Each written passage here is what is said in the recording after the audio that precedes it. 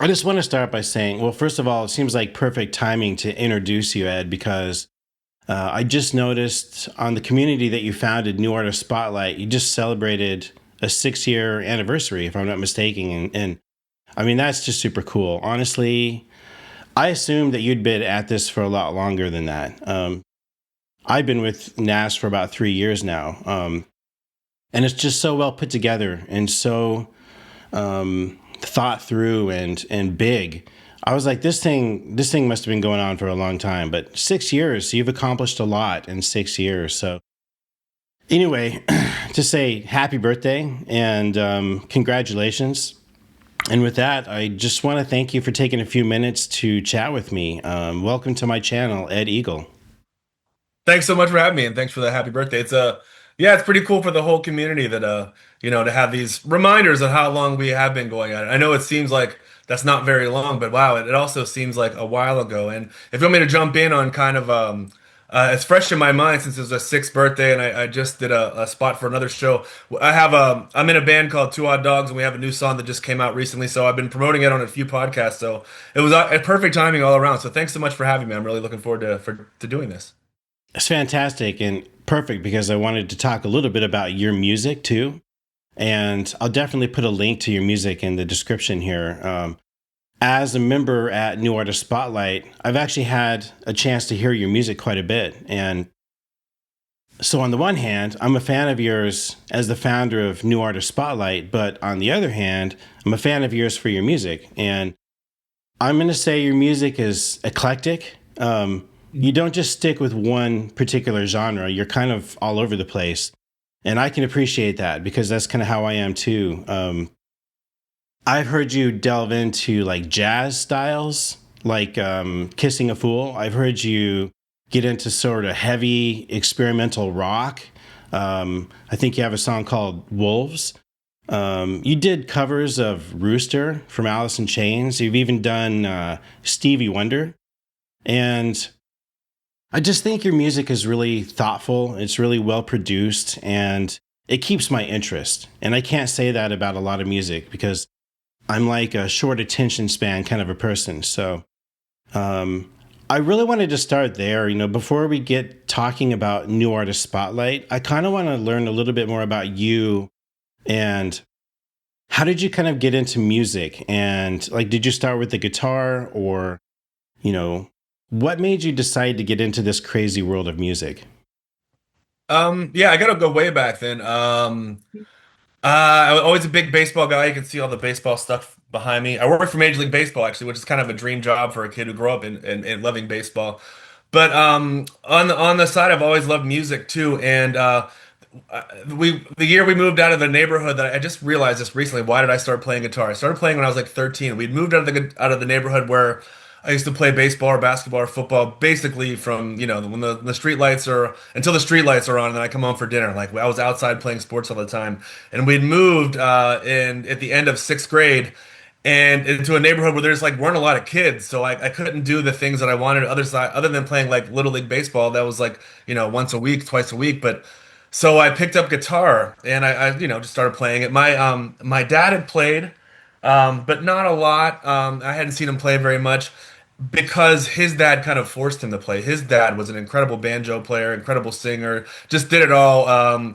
He was like in World War II, he was like a championship boxer, but also played the banjo and can dance. He's just one of those guys who can kind of do it all. And he tried to get my dad to play, and my dad was more the shy type, and he wasn't into it. So to his credit, he never forced it on me. I kind of came across it organically, and it was because I needed something else to do besides play sports that summer. And at the time, I was really into heavy metal.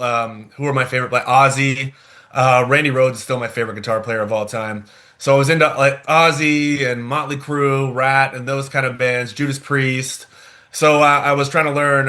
I had an uncle who was like 8 years older. My parents were teenagers when they had me, so I grew up in a bad area, and so there's a lot of younger people around me. Like even my uncles were like 8 years older than me, 5 years older than me. So one of them knew a couple of power chords on the guitar, and he showed me a couple power chords. Basically, I'm self-taught from watching commercials, and we didn't have a lot of money, so there were no lessons and there were no good guitars. I was a cheap guitar that we could get until my mom was sure that I was gonna actually play. And then she got me my first like Sears guitar. It looks like a one of those pointy guitars with nothing on the headstock. I still have it actually. I fixed it up a couple years ago in honor of her. Because I knew that for her to buy me this $130 guitar in like 1984, 85 was a pretty big deal for her. I wish I could go back in time and say, "No, mom, get this 1975 Stratocaster for the exact same amount of money. I'll keep it forever." But she was just doing the best she had. She probably had a I don't know some kind of card for Sears or something like that, so we could afford to put it on layaway or who knows. But anyway, I got into that, and I grew up like playing like the power chords of that kind of guitar, and then I went away to college, and I didn't play as much, but I ended up living with a lot of musicians, a lot of my fraternity brothers.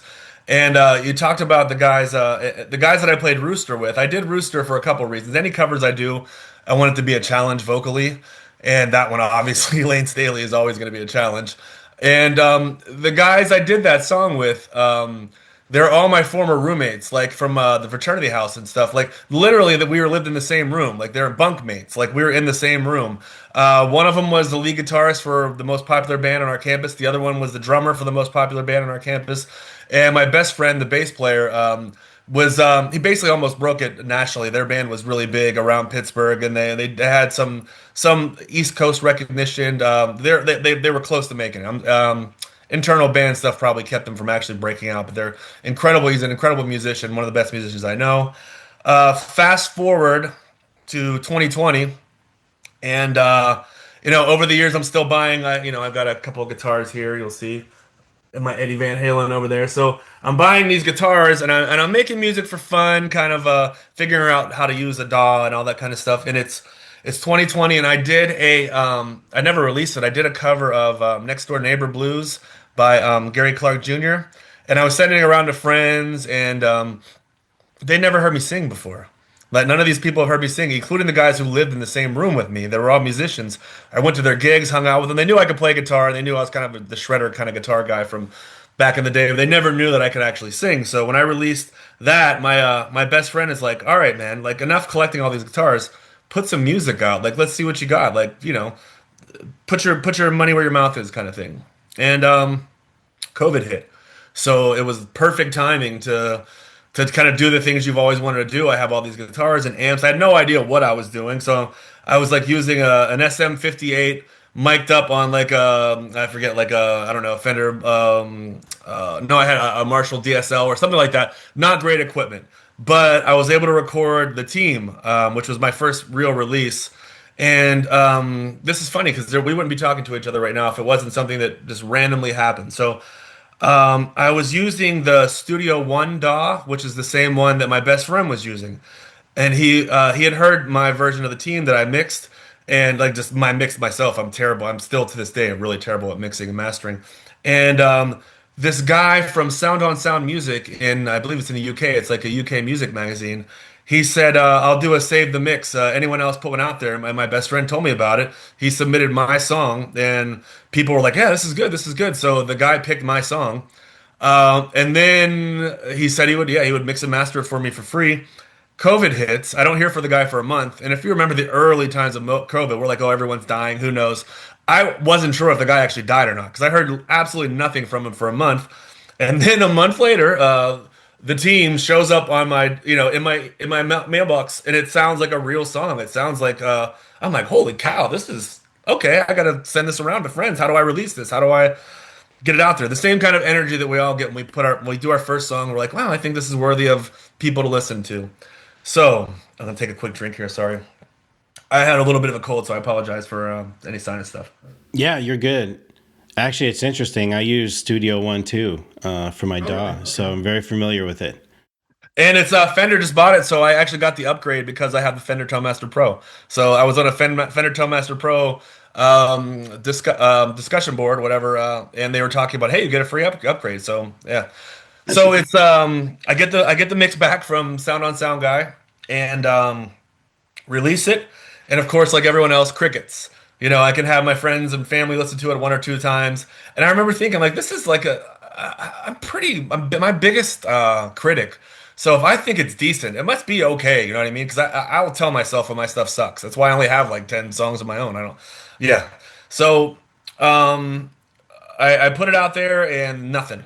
So I go online and I'm on like the daily playlist forums. I think that's where most people go. A lot of people go to listen for listen and all that kind of stuff. So first I do one of those, hey, we'll get your music out there to over 1,000 people in just 3 days. I'm like, wow, cool. So this must be how online promotions work. Right. As we all know, anyone watching now knows no. They just basically you see this on your numbers and then right back down to where you were, and probably worse because you got people skipping it. And before we knew all the algorithm stuff that we do know now. So terrible idea. And also, so I'm angry because I'm like, okay, I just got ripped off, and I'm thinking to myself, I am a middle-aged dude with a decent job who's doing this on the side for fun, and they just took my money, and I'm upset about it. Now imagine you're a new artist, like a kid who really is this is their dream to do this. You have this song that you really want to put out there. You're so proud of it. And the first thing that happens is you get screwed out of your last couple bucks because we know how much money it costs even to have the equipment that you need and the time and everything else. It's a big investment. So I thought I should do a little background. Before I worked for MLB, Major League Baseball, as a editor and writer, I was a college professor and I taught leadership development. So I have some skills in leadership development, and my master's degree is in counseling. So I had some people skills, let's say. And I thought, how can we work together uh, to promote each other and not charge anyone? And of course, I didn't know how audacious of an idea that was at the time. I thought, okay, we can do this. And so instead of doing follow for follows on daily playlists, I thought, how about I'll put you on this playlist and you have to listen to it and I'll listen to it too. And we'll all listen to each other's songs. And it grew pretty quickly. And so that was after a few weeks. We had dozens of people already. And I didn't want people to just think it was like a stream team where we'll stream your songs and they're empty streams. I want people to engage with each other. And so I decided to do like a top 20 show almost from the very beginning where the artists vote for each other. And we started a podcast, audio only, almost right at the beginning too. And the top 20 would be read on the at the end of each podcast. So it would give everyone an opportunity to listen to the podcast and then see if their song made the top 20 they're voted on. And it was funny to think I still have the paper somewhere where I hand wrote every name, every vote, and checked it and all that kind of stuff. So it took forever to do this and it was a pretty small group that we were doing everything from the podcast to the top 20, and we had to do screenshots for songs because unfortunately people are always trying to there's so many scammers out there, and as soon as they see something for free they're like, okay, let's scam this and make money off it. And there was even from my ex-wife, she was like, why don't you charge for this, everyone else charges, why don't you do it? I'm like, that defeats the entire purpose of I wanted to give everyone an opportunity where we could we could work together because there's power in numbers, and a rising tide lifts all boats, that kind of stuff. So the top 20 show kind of helped give us some legitimacy, and we were able to get it syndicated on a bunch of internet radio shows. So it was out there, and Andres Guazzelli started producing it. I was the host at the time, and it sounded pretty professional. Like, and we listened. I remember listening to it on the way to work or whatever, or not on the way. I work from home, but on the way to pick up kids, and on the radio. And I'm like, this sounds like a real show. Let's do this. Let's keep it up. And then we moved the podcast onto YouTube and started to get it, a decent following there. Um, Started doing reviews. Charles Connolly did. He wasn't the first one. We had someone else do them, and then Charles took over pretty early on for doing song reviews and 10 questions. And we all started doing more and more stuff. Basically, we tried to do what a record company would do for a small artist, but for free. Like, we don't take any of their money. You get to keep all of your own money. So it grew rapidly, and we saw that no one else was doing this, which really surprised me at first. But as I looked more into it, I'm realizing, well, music's always been a competitive thing, right? The people with the money try to get the people, the artists, the creative people to fight with each other over those crumbs, just like in society, basically. If you listen to my songs, you'll see where I stand on that kind of stuff. Yeah, it's the people with money are trying to, manipulate the people without it. The people who are actually doing the creative work aren't getting any of the benefits. So yeah, try to come up with ways that we can maximize, putting the algorithm in to work for us. and we did pretty well. And of course, once that happened, Spotify changes the rules, and they keep changing the rules. Right. But we're always on top of the terms of service. We always try to make sure that we're because we know we're a target because we're the only ones doing it, and we know scammers don't like us because we're costing them a lot of money. Because there have been thousands of people have gone through NAS now, and think about every time they've gone to see us instead of a scammer, how much money the scammers have lost. Now, let me ask you something. Let me ask you something real quick. So about NAS, right? I know the answers to a lot of the questions that I want to ask you from my point of view because I'm a member and I have been for a few years. But for me, I'm wondering like what was the original problem that you were trying to solve with this community? And like from my point of view, I've heard you mention it's a free resource for artists, and it's something that a lot of young and just getting started indie artists don't have a lot of resources, don't have a lot of money, and it does a lot of the things that a label might do for you. For example, like from my point of view, one of the reasons that I really love this community so much is yes, like I've got more streams and followers, and that's great. But honestly, the community is really the big thing for me, and the networking and meeting so many other indie artists that I've even collaborated with some of them. Um, we have all kinds of conversations about how to build your audience, and I mean, it's just like an endless resource. But when you first got started, what was the exact problem that you were trying to solve? Was it just that you had no audience and it was frustrating and you were trying to figure that out? I hate people ripping other people off. I I got you. hate seeing poor people taken advantage of.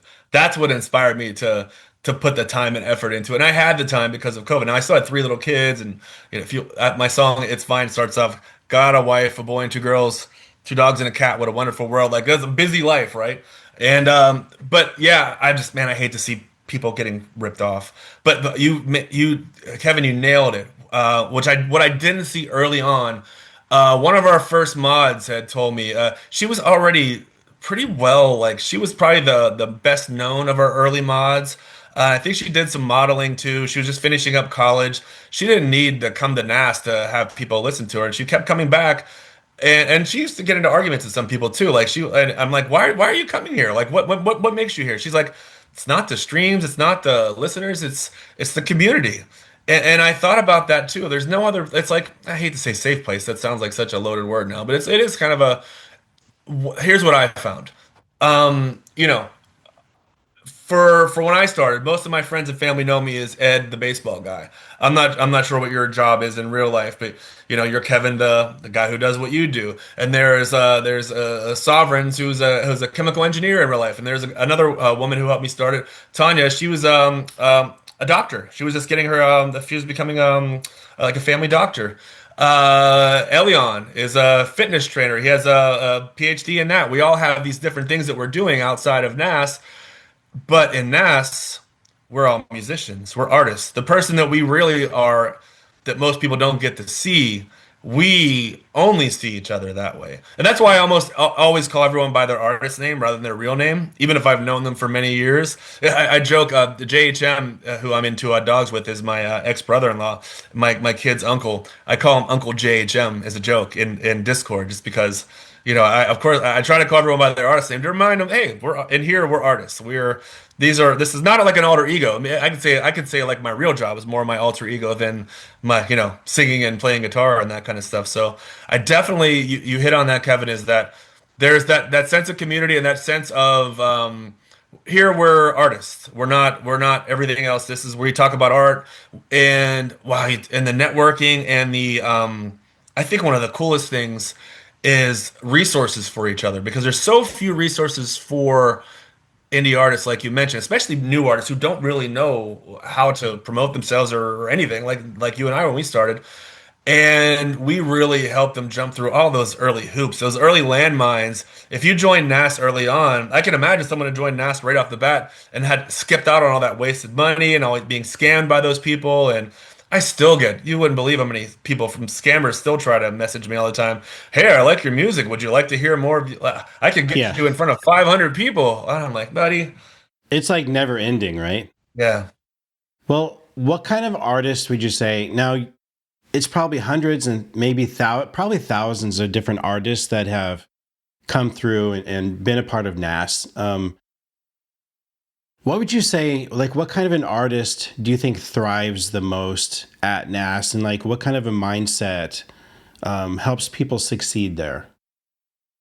Um, that's a great question. I think it benefits anyone who's new, but I think if you really want to make a career of this, you can maximize what we offer, and some people have. We've had a few who've won awards. We've had many who've gotten on Spotify editorial lists. I've lost track of it now. Um, so yeah, for sure, it's a great way, especially if you use it as not everything. The last couple of years, I had some issues. My dog got cancer and lost its leg in the last 6 months, so I've not been promoting my own music very well. I'm doing a much better job of helping other people promote than myself, and that's kind of comes with the territory, I guess, from running a community like this. But if you use us as kind of like your core and you branch out all around with your own live stuff, your own promotion outside of NAS. It's not meant to be. It's not a be all end all. It can't be. You got to get out the bubble too. And I want as many people to get out of the bubble because once one of us breaks, I think it's going to be an avalanche because we're also interconnected because our songs are all on the same list and doesn't really matter about the genre either.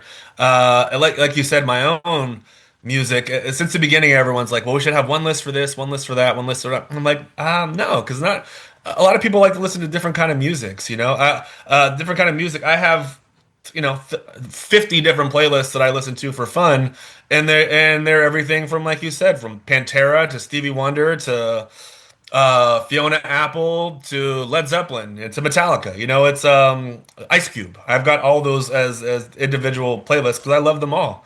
Um, Yeah, I can tell that you and I kind of grew up in the same generation. I can tell by that we have a lot of similar tastes and influences in music. Sorry, I didn't mean to interrupt you though. That's okay, but that's what you're saying is there's so much more crossover. I feel like in this, especially in the '70s, I feel like that was such a great crossover time for music. So "Superstition" is a Stevie Wonder song, but he wrote it for Jeff Beck. So I felt comfortable. A funny little story about how I even decided to even release that song. It was early after COVID was just ending. We were meeting with we were with friends and we were going to their friend group's place. So I kind of knew the people there, but not really.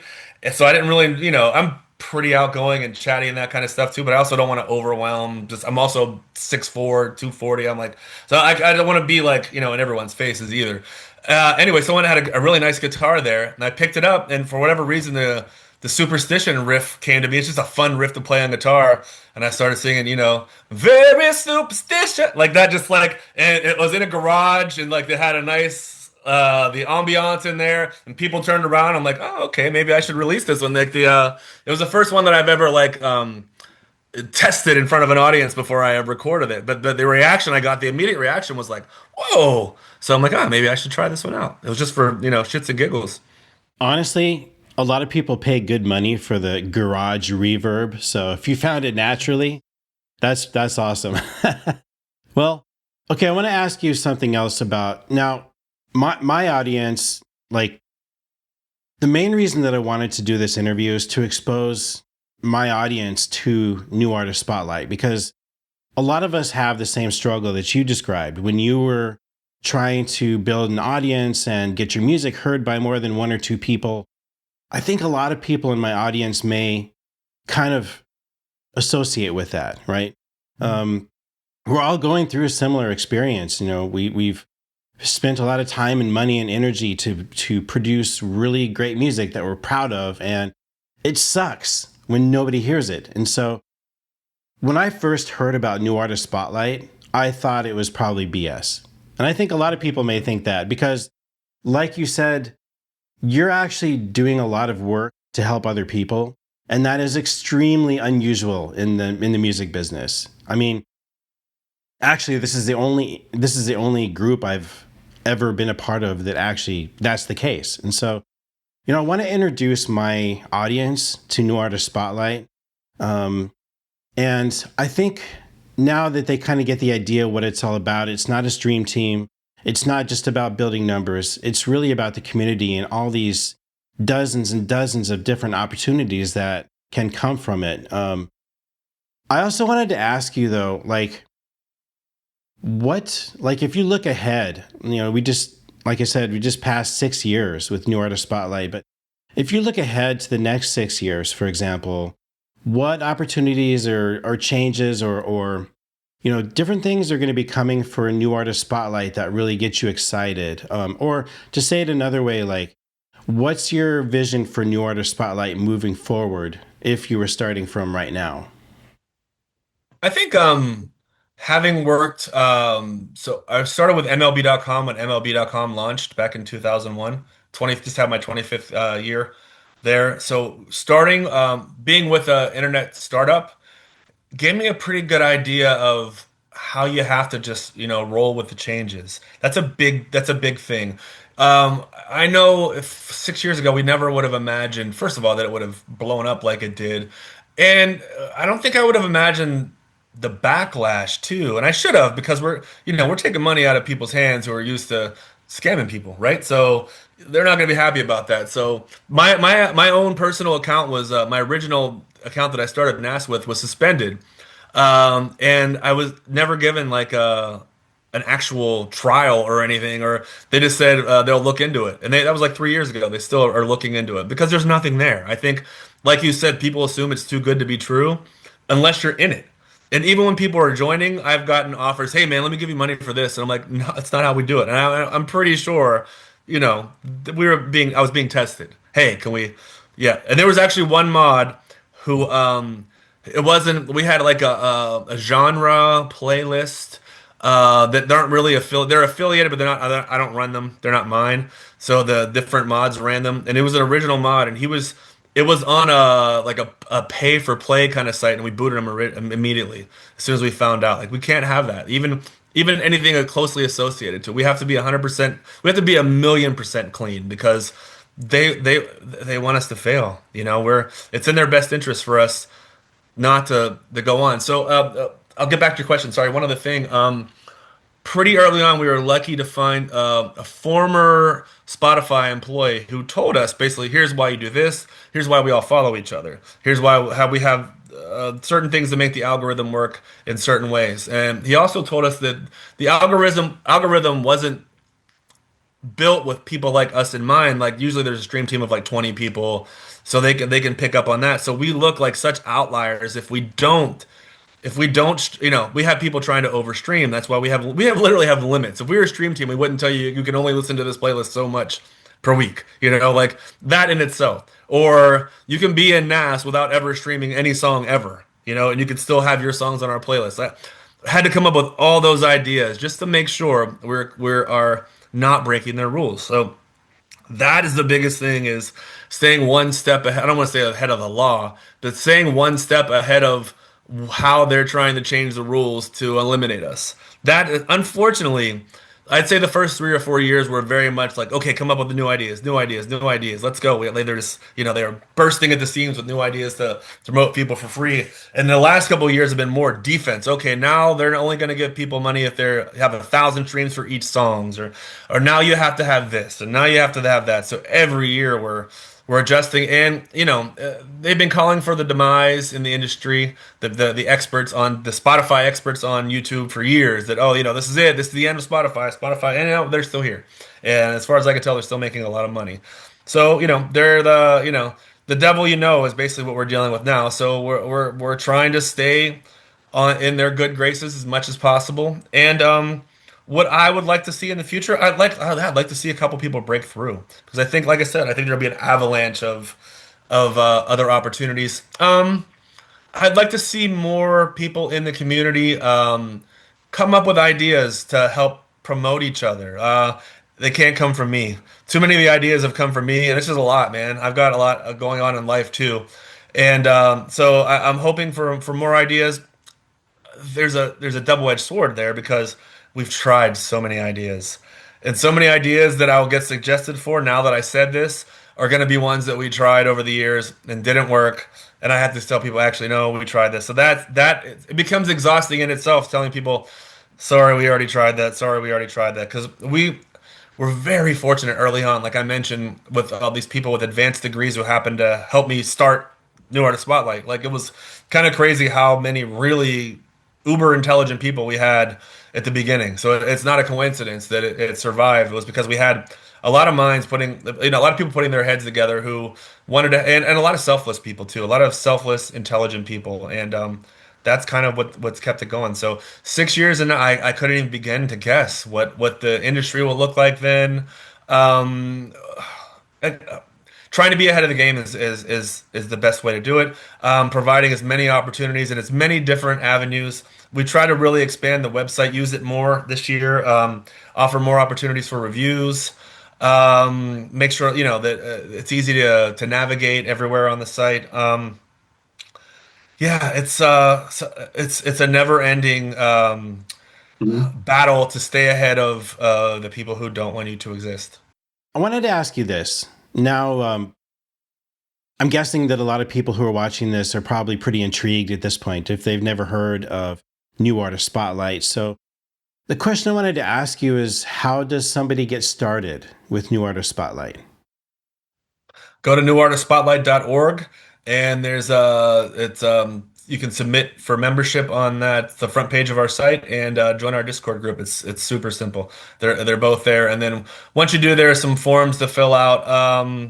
Follow the other people. That's it. We make sure everyone has to follow each other, and that's because we were told that by the former Spotify employee that if you have hundreds of people listening to your songs and regularly and they're not following you, that's bad for your algorithm, and that's a red flag too because it's not like normal listening. So yeah, if you're gonna listen, and again, a lot of people get caught like playing their music over and over and over. If there are a lot of selfish people in the music industry. I would just put it this way: even for them, NAS is a beneficial thing because instead of you just playing your own song over and over, you're listening to other people's songs and they're listening to yours. So that we kind of use that as a lure, I think, to bring people in. Hey, here's your chance to get your music out there. But once people actually join NAS and they see, oh wow, this is a great resource for not only having people listen to my music, but also figuring out ways to promote your music, having hundreds of other people promoting your music for you as well, um, going on podcasts, having interviews, basically making your you have your own press kit just from us. Like you can just do your things with us to have your own press kit. We bring in people in the industry for AMAs from time to time, so you can ask experts questions. Yeah, well, I think once a lot of people think it's too good to be true. There must be a catch. And I can't imagine how many people we've lost because they thought it was too good to be true and must be a catch. And I feel bad for them that they missed out on the opportunity. We don't recruit or anything like that. Anyone who comes, they come looking for us now. We used to recruit early on, but that felt dirty, but we just had to get the word out. But now enough people like we've trended on Twitter or X a few times with our posts, so enough people know about us. I actually, funny story. I went to see my nephew's Battle of the Bands like a month or so ago, and sitting in front of me, I could tell that the girl, one of the girls who were in a different band performing, I could kind of tell her mom was sitting in front of me because she was really into it, and the girl was really good. She's probably like 17 years old, high school student, really good singer. And I'm like, "Is that your daughter?" I tapped her. She was like sitting directly in front of me. I'm like, "Hey, is that after the they'd done performing? Is that your daughter?" She's like, "Yeah, yeah." I'm like, "She's really good. Wow, really, really talented." And she'd asked me if I played music. I'm like, "Yeah, I have I do a little bit." And then she's like, "Are you the guy that runs that music thing?" I'm like, "Are you kidding me?" I'm like, "New Artist Spotlight." She's like, "Yes, actually, her daughter had submitted a song to NAS earlier." So, yeah, my son, of course, was like, "Ugh, how does he? What? Your head's gonna be gigantic from this." And her husband knew me from because he was a vet and he looked at my dog that has cancer, looked at her leg first. So it was the weirdest thing to know them. We weren't even in my town. We were in a different tour in a couple towns, another town south of here. So it's so random. So people do actually know. I bumped into several people who knew about. Oh, I'm rocking this shirt today, and I'm not always wearing it, but yeah, Oh, right on. people people do know about it.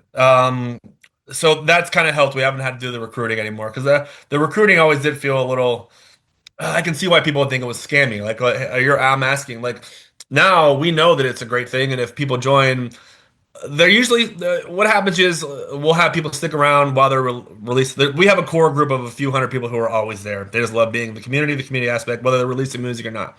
And then you have people who have new music out, and they'll stick around for a couple months, promote. They'll drop out when they are not making music, and they'll come back around. So we have that a lot too. So it works for. We try to make it work for everyone. You know, we're the more the merrier, but you'd have to pull your weight, and we try to make it so that the more you put in, the more you get out of it too. Yeah, and definitely it pays off. And again, I'm coming at this from somebody who's joined on a few years ago, but it pays off to just get involved in all the different aspects of the community and try things and meet people and talk to people. And if you really put a lot into it, you get a lot out of it. That's my experience. So, well, I'll definitely put all the links so that people can look into it and join on if they think it's a good opportunity for them.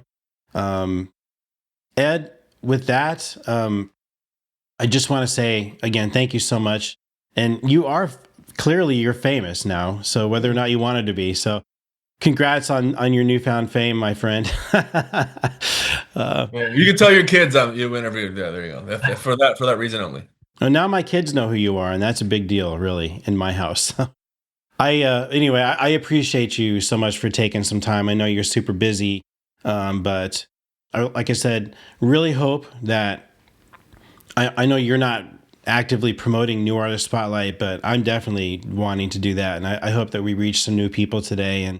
And anyway, just I guess my last message would be I really encourage indie artists to check it out and consider it and join on. Be a part of this thing and make it even better in that way. So, Ed, I just appreciate you. Thank you so much, and I'll talk to you very soon. Yeah, I'm sorry, Kevin. It took so long to make this happen, but I'm really glad that we did, and it's cool to get to know you a little better too. It's one of the bad things now about Nats being so big is I've kind of gotten removed from the artist chat a little more because I've my time is so limited that I'm kind of just like helping with decision making more than the interacting, which I miss. Which is why I try to do like the I think one thing we should mention is for our top 20 show and for our weekly picks, artists pick each other. We have our radio show and we have listening parties on Discord, which are awesome and people are really supportive. It's a great way to get feedback on music that you've released, and yeah, it's free. So what's it hurt? Try it out. It's free. If you don't like it, yeah, you don't have to stick around. Yeah, just try it out. Like I said, when I first heard about it, I thought, no, like this is BS. But here I am 3 years later, and I've been promoting it. I've probably brought 10 different artists into NAS in the last 3 years just because I'm like, it's fantastic. So anyway, I'm gushing. I love it. What can I say? Well, we're so glad you're part of the team, and thanks for inviting more people on.